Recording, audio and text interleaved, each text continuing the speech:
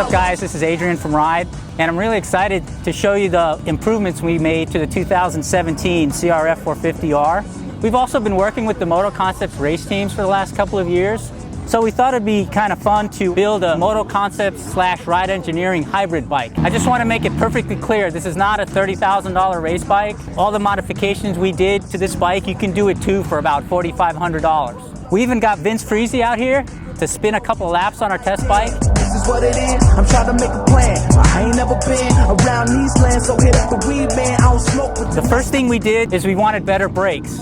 We added braided steel brake lines front and rear. We went up to our 270 solid wave rotor, which actually weighs the same as the Stalker. And we added our billet brake caliper that gives you a little more braking power over a more progressive feel. Next, since this bike is kind of rigid, we decided to totally redesign the triple clamps. We wanted to make them flex much better, so that was our first goal. We wanted to make the bar position more comfortable, so we moved it down a little bit and forward a little bit. And the last thing we wanted to do is add our one-piece anti-twist bar mount, because this allows us to keep the rubber mounting feature that we like, yet they don't twist when you fall over in a minor crash. Now we needed to do something about the suspension. The stock settings aren't very good. And since Racetech's been working with Moto Concepts for quite a few years now, we asked them if they could help us out. They got our bike working well with new springs and different valving. But the one thing I still was kind of having a little trouble with was the balance. So we made a bunch of different pull rod lengths, and I'll tell you, the production one, it made a big difference in the balance of the bike. Now I can run a more typical 103, 104 millimeters of sag. The bike hooks up better, and the suspension's even more plush.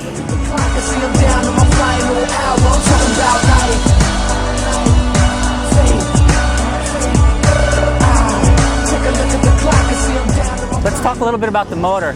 Since I don't ride like Vince, I find myself in between gears a little bit. I tried adding a 1/2 bigger sprocket, and then it became a little too abrupt and hard to hold on to. So we decided to get our ignition remapped by Tokyo Mods, and then we were able to get our exhaust system from FMF, and that made a big difference. The bike has more power everywhere, and it pulls the stock gearing no problem. So for final drive, we used Pro Taper, and we also used their Evo bars. I really like their Evo bars because they have super comfortable bends, they flex really well, and they're among the lightest bars out there.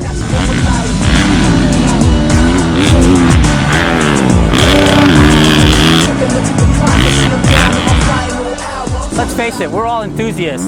We all like to make our bikes look cool. So let me go over the cosmetic modifications that we made. Our test bike's got over 25 hours on it, so UFO Plastics sent us a brand new plastics kit. Moto Concepts actually makes their own graphic kits. So we got a Brayton replica graphic kit, but we customized it with our own colors and our own sponsors. SDG took care of our seat, and we took our wheels to AHM Factory Services. They skimmed down our hubs and laced up these black rims for that factory look. This will make the chassis more subtle when riding. The last new item I wanted to talk about is this piece we made to hold the clutch cable bracket in.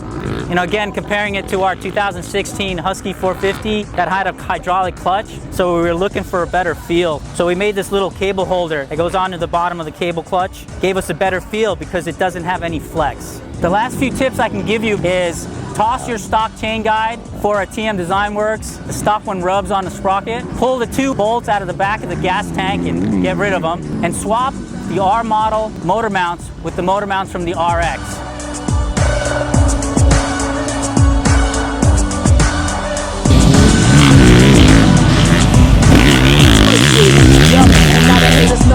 They got off with it cause the flow's so tight. I started in the left lane, switched to the right. Now I'm in my own lane all day, alright with it.